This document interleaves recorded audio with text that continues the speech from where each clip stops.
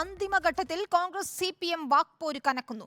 രാഹുൽ ഗാന്ധിയുടേത് മതനിരപേക്ഷ മനസ്സാണോ സംഘപരിവാർ മനസ്സാണോ എന്ന് വ്യക്തമാക്കണമെന്ന് മുഖ്യമന്ത്രി പിണറായി വിജയൻ.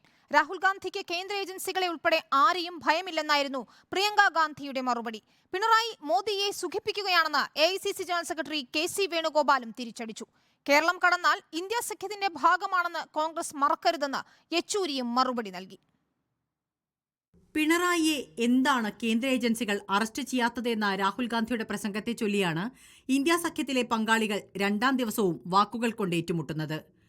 രാഹുൽ വിമർശനത്തിൽ മുമ്പനായ മുഖ്യമന്ത്രിയാണ് ഇന്നും തുടക്കമിട്ടത്. സംഘപരിവാറിന്റെ അജണ്ട നടപ്പാക്കുമ്പോൾ സംഘപരിവാർ മനസ്സുകാർക്കെല്ലാം അതിനോട് യോജിപ്പുണ്ടാവും. മതനിരപേക്ഷതയുടെ ഭാഗമായുള്ളവരെല്ലാം അതിനെ എതിർക്കും. മതനിരപേക്ഷതയുടെ ഭാഗമായുള്ളവരെല്ലാം എതിർത്തു. രാഹുൽ ഗാന്ധി, നിങ്ങൾ പറയണം, നിങ്ങളുടെ മനസ്സ് ഏത് മതനിരപേക്ഷ മനസ്സാണോ അല്ല സംഘപരിവാർ മനസ്സാണോ? ആ മറുപടിയാണ് കേരളത്തിന് മുൻപാകെ നിങ്ങൾ പറയേണ്ടത്. മുഖ്യമന്ത്രിക്ക് അതേ നാണയത്തിൽ മറുപടിയുമായി പ്രിയങ്ക ഗാന്ധി രംഗത്തെത്തി. രാഹുലിന് ആരെയും ഭയമില്ല എന്നതായിരുന്നു പ്രിയങ്കയുടെ തിരിച്ചടി. Your CM is compromised. He only attacks my brother and the Congress party. He never attacks the BJP. His name came up in so many scams, Life Mission and Gold Scam and so many scams. But how come Mr. Narendra Modi's government, the BJP government, never put cases on him, never did any raids on him, no action has been taken on him?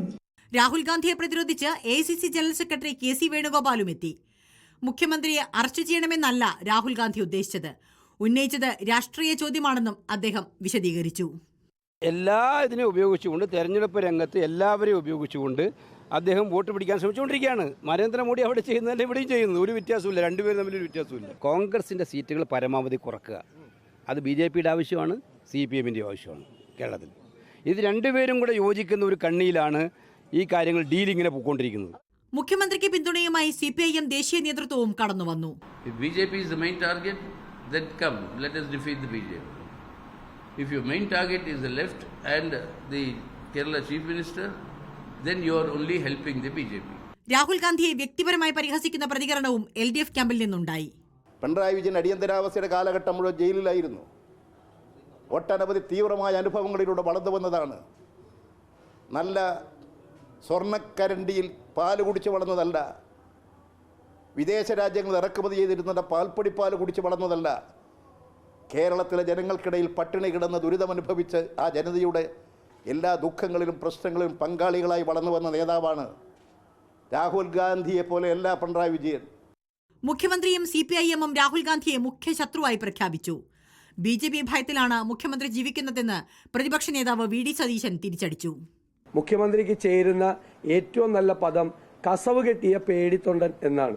മോഡിയെ വിമർശിക്കാത്ത, BJPയെ വിമർശിക്കാത്ത ഏക CPM നേതാവ് ശ്രീ പിണറായി വിജയനായിരുന്നു. അദ്ദേഹം ഭയത്തിലാണ്, ഭയമാണ് അദ്ദേഹത്തെ ഭരിക്കുന്നത്. അദ്ദേഹം BJPയെ ഭയന്നാണ് ഭരിക്കുന്നത്.